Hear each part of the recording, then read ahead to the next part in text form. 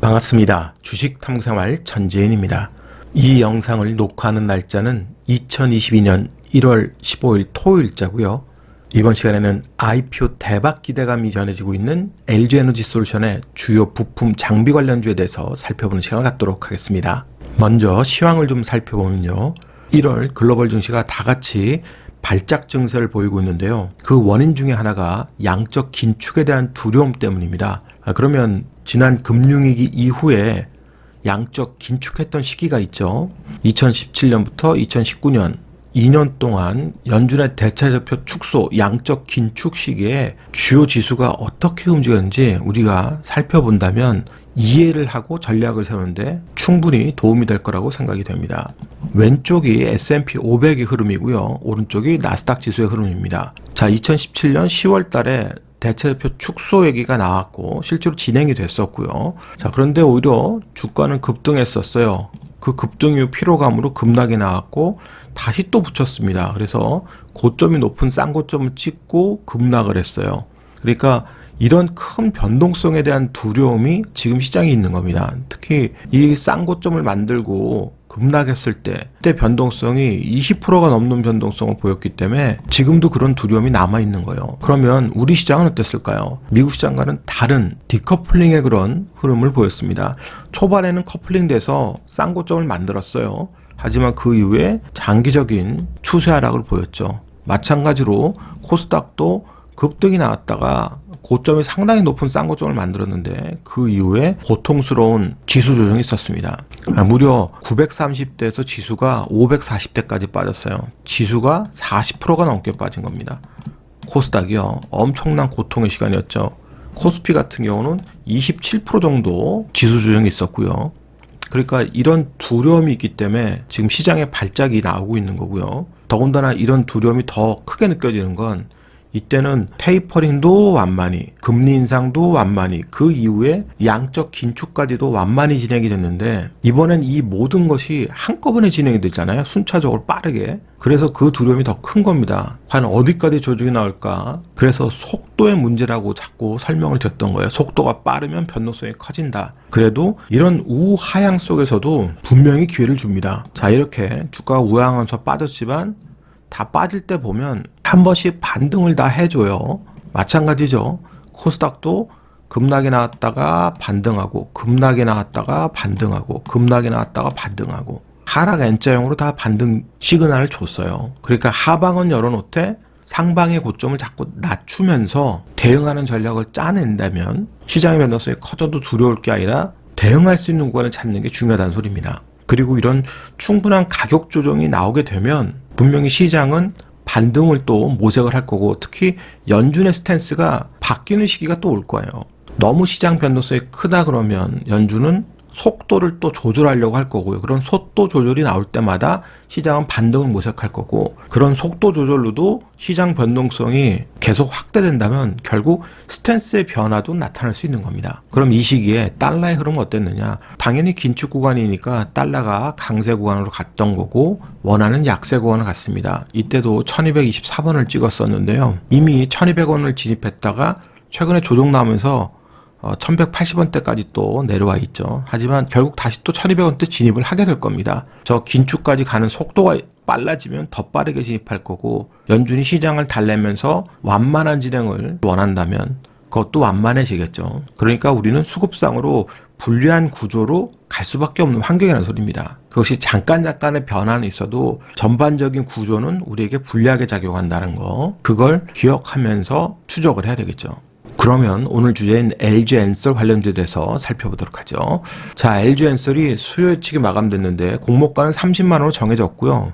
무려 기관 주문액이 1경 원을 찍었습니다. 이 엄청난 소식이 전해지니까 주요 부품 장비주들이 급등했던 거고요.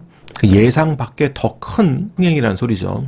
그러면 공모로 인한 자금은 어떻게 쓰여질 거냐? 결국 설비 투자 쪽에 많이 쓰여지게 됩니다. LG엔솔의 설비 투자 계획을 보면 오창 공장 국내죠. 여기에 6,450억 정도 투자해서 원통형 전지 생산 라인 증설을 지금 계획하고 있고요. 북미 지역에는 4조 8천억, 유럽 지역에는 1조 8천억, 중국 지역에는 1조 2천억 정도 설비 투자 계획이 있습니다. 그러니까 이렇게 설비 투자를 하게 되면 당연히 부품 장비주들에 대한 기대감이 있을 수 있는데, 이 중에서도 최근 수급이 좋았던 시가총액 작은 그런 부품 장비 중에서 세 종목만 오늘 좀 압축해서 보도록 할게요. 첫 번째로 나라 MMD입니다. 전기차의 배터리 팩, 여기에 부품을 양산하는 기업인데 전체 매출에서 약 40% 정도 차지하고 있고요. 동사가 부각된 이유 중에 하나가 LG전자가 12.57% 지분을 참여하고 있기 때문에 그렇습니다. 주요 주주로 참여하고 있으니까 당연히 시장의 관심이 높아진 거죠. 실적을 살펴보면 매출도 꾸준하고 이익이 2021년에는 좀 더 긍정적으로 변할 것으로 지금 기대를 하고 있고, 유보율도 1000% 이상이고 앞으로 기대감이 있기 때문에 최근 수급이 좋았던 종목 중에 하나가 된 겁니다. 나인테크도 수급이 집중됐었는데요. 2차전지 라미네이팅과 스태킹 쪽에 매출이 전체 매출의 67% 정도를 차지하고 있습니다. 2차전지양 수주도 많진 않습니다만 71억 정도 있고요. 최근에도 수주가 계속 늘어나는 그런 모습을 보여주고 있어요. 다만 실적이나 사채 부분은 좀 아쉽습니다. 실적이 2021년도엔 적자 구조일 것 같고요. 2022년에 꾸준한 수주로 흑자 전환한다면 좋겠죠. 하지만 1월 27일 이후에 4,349원짜리 전환사채가 있습니다. 무려 수량이 390만 주가 넘기 때문에 주가가 8,000원, 10,000원 이렇게 가면 이 물량 나오게 되겠죠. 그래서 고점에 따라가는 게 아니라 조정받을 때만 대응하면서 매매를 해야 되는 건 당연하겠죠. 이 전환 청구 기간 잘 살펴보시고요. V1텍 같은 경우는 2차전지 검사 시스템을 제공하는 기업입니다. 전체 매출의 44% 정도 차지하고 있고요. 수주도 지금 3분기 기준으로 110억 정도 있는데 최근에도 추가 수주를 받고 있는 그런 기업입니다. 생산 효율성 증대를 위해서 2021년에 사옥 신축을 결정을 했는데요. 스마트 공장하고 R&D 센터를 합치면서 좀 더 경영 효율성도 높일 것으로 기대가 되고 있습니다. 실적도 꾸준한 실적을 보여주고 있죠.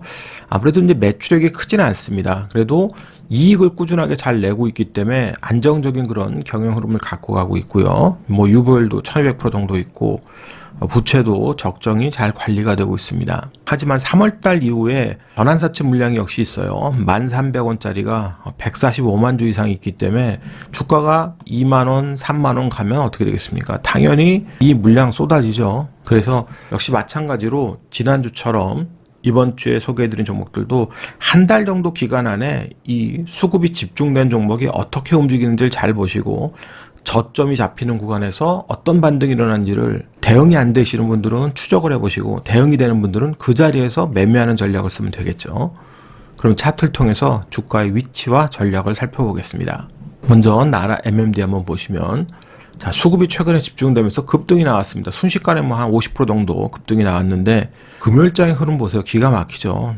개파락했습니다. 그것도 무려 5% 가까이 개파락해서 장중에 8%까지 빠졌어요. 그런데 낙폭을 줄이고 양봉 마감했습니다. 정말 쉽지 않은 거죠. 거래량도 없이. 그러니까 초반에 거래량 없이 떨어졌기 때문에 이것도 가능했던 일이라는 소리죠. 기술적 자리들 잘 보시고요. 이 자리까지 오니까 반등 나오더라. 세력주의 전형이죠. 하지만 올라가는 거 쫓아가는 건 굉장히 위험합니다. 그랬습니다. 그래서 올라가서 장대 항목이 또 나오면 그 장대 항목에서 다시 눌림목 나오는 걸 기다리는 게 좋겠죠. 장중에 아주 빠른 대응을 하지 않으면 고점에서 물릴 가능성이 얼마든지 있으니까요. 시가총액이 1990억, 2000억대 있기 때문에 세력들이 얼마든지 컨트롤 가능한 종목이니까 조심해야 됩니다. 나인테크 보시면 시가총액이 2300억대입니다. 충분히 세력들이 컨트롤할 수 있는 종목이 되겠죠. 이틀 연속 대량 소급이 들어오면서 강한 시세를 형성을 했고요. 하지만 앞전에 보면 다 이렇게 고점대에 있습니다. 다 물려있는 자리란 소리죠. 이 자리에 진입하기 때문에 계속해서 매물 소화 과정 나와야 될 겁니다. 그러면 역시 빠른 급등을 하기 위해서는 이 상한가 갔던 날에 종가를 깨지 않고 움직여야 되겠죠. 그런데 여기가 깨지면 기술적으로 안전하게 매매할 수 있는 자리는 5,000원이라고 하는 중요 호가 자리가 있습니다. 이 자리까지 눌림목 나오면 좀 안전하게 매매할 수 있는 자리가 되겠죠. 물론 이것도 빠르게 대응할 수 있는 자리라는 소리입니다. V1텍 같은 경우도 보시면 1,900억 정도 시가총액입니다. 충분히 세력들이 움직일 수 있는 종목. 1차 상승 이후에 옆으로 고공전투 플랫폼을 벌이다가 2차 상승을 했습니다. 대량 거래 수반하고 지금 움직이고 있는데 3거래일 지금 단일가 종목이 됐어요. 그래서 쫓아가면 위험하죠. 단일가 거래하니까. 안전하게 매매하려면 이 11,500원짜리 요 자리 근처를 찍거나 요 자리 밑으로 내려와 줘야 편안하게 좀 매매를 할 수 있을 겁니다. 3거래일 동안 그 단일가 거래를 한다면 장중 대응도 쉽지 않으니까 충분히 조정권에 있을 때만 접근하는 게 좋겠죠. 그러니까 흥분하면 안 된다는 소리입니다. 이미 재료가 다 노출된 거고 오로지 수급으로만 지금 움직이는 종목이기 때문에 더더욱 그래요. 그래서 지금은 큰 수익을 노리는 게 아니라 대응될 수 있는 종목들만 다루는 게 좋고요. 오늘 시황에서 설명드린 양적 긴축이 발작됐을 때 지난번에 어떤 일이 벌어졌는지, 그리고 이번에 그 일이 벌어진다면 나는 어떻게 대응할지를 반드시 전략적으로 준비를 해놓고 대응을 해야 될 겁니다. 오늘자 한 줄 요약. 시총이 작은 부품주에 주목해보자. 이 영상이 도움이 되셨다면 좋아요, 구독하기 부탁드리고요. 저는 다음 시간에 또 뵙도록 하겠습니다. 고맙습니다. 전지인이었습니다.